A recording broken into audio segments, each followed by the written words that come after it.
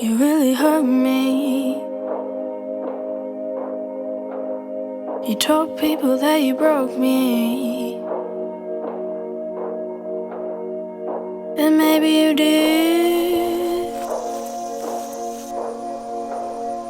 and maybe you did, but I'm not over it.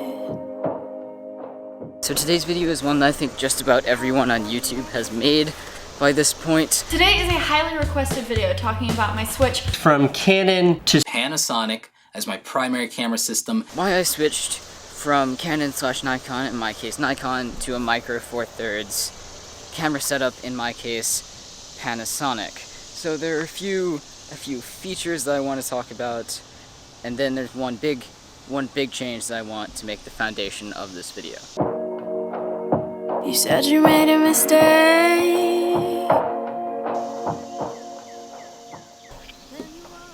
One thing that's definitely been taking some getting used to is knowing when and remembering to switch between 24 frames per second and 60.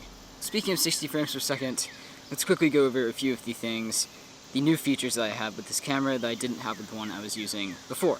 One of those is, of course, being able to record at 60 frames per second. My old camera could only record at up to 30 frames per second, and not even in 1080p.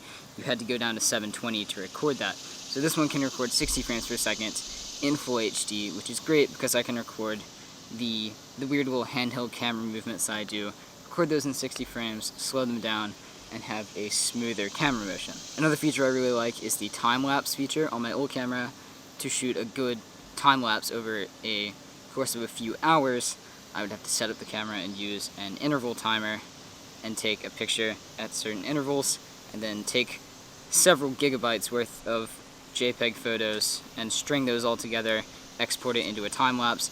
Really quite a hassle of a process. With this one, it converts into a video automatically, saves a lot of time and storage space, which is great.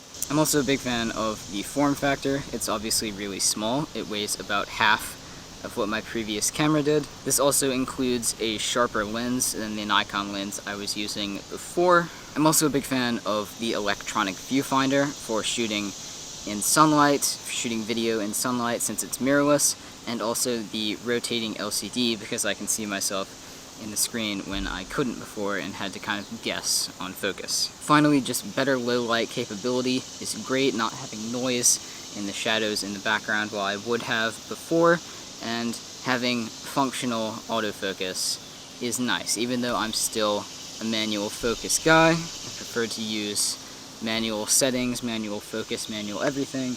Having autofocus that works, and works quickly and quietly, is nice for when you don't have time to focus the shot. Also, if it seems like I'm reading these off of a list, that's because I am.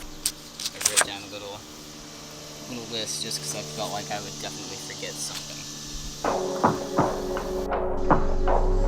But when you have my hand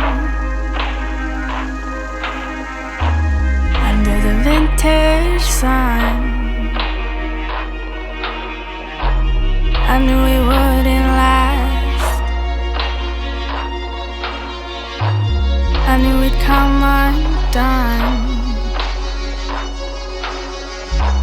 But when you have my hand under the vintage sun, I almost lost myself.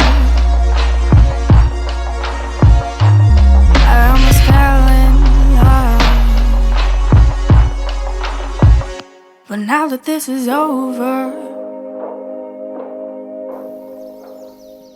I feel a little... Now the factor that I think matters the most of this camera is the fact that it is a Micro Four Thirds sensor instead of a Nikon sensor. What I've kind of realized recently when trying to buy Nikon lenses is that when you buy a camera, instead of buying a single camera and lens, you're kind of signing over to a company to buy all of their lenses and to upgrade to that company's camera bodies in the future. You shut me down.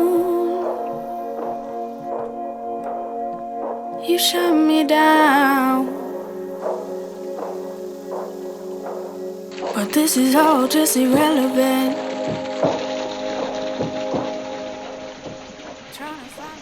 I've always felt like both Nikon and Canon, but especially Nikon, weren't really making an effort to innovate video. They were putting compact video on the back burner and focusing on photography.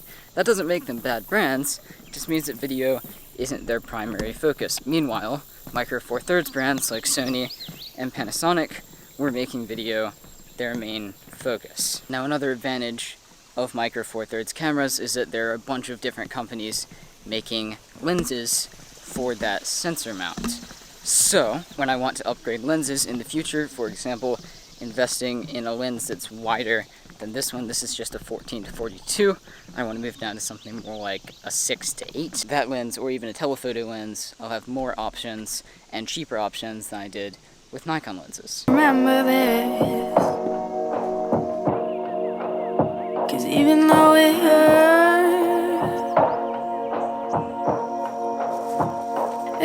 so good, but when you have my hand under the vintage sun, I knew we would. So this camera can actually record in 4K. This is a 4K shot, and that's how I did that last shot where the camera kind of zooms after me. So I don't plan on using it because I tested it out yesterday, and my computer can't actually process it, so I can't really edit the footage if I shoot it in 4K. But it's nice to have it for certain types of shots, like for example, a fake dolly zoom. Speaking of fake dolly When zooms, you held my hand under the vintage sun, I lost myself. does this always happen? There's always a snake. Right here. I just want to come out here one time and not see a snake. Like, snakes, you're cool. Keep doing your thing. But now I'm just over here on DEFCON 5 looking for snakes. Snake check. No snakes, proceed. Snake check. No snakes, proceed.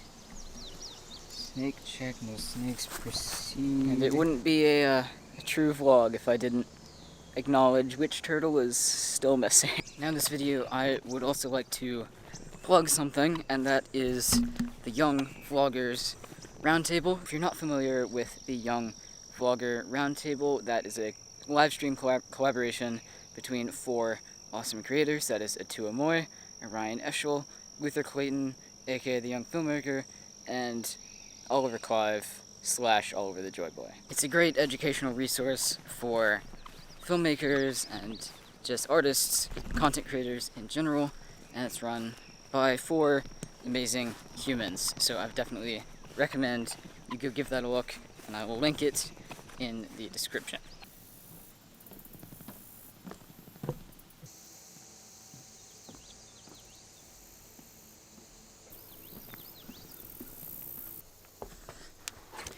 So I guess that you could consider this video a test of the new camera, but I guess I'm gonna go home now. I just shot a time-lapse out of boredom. Now I'm gonna try and make my way out of here without running into any snakes. So I guess if this video gets uploaded, that's a sign that I didn't die. Alright, keep creating awesome things. I make new vlogs every Wednesday, new filmmaking tutorials every Saturday, and I'll see you in the next one. Bye.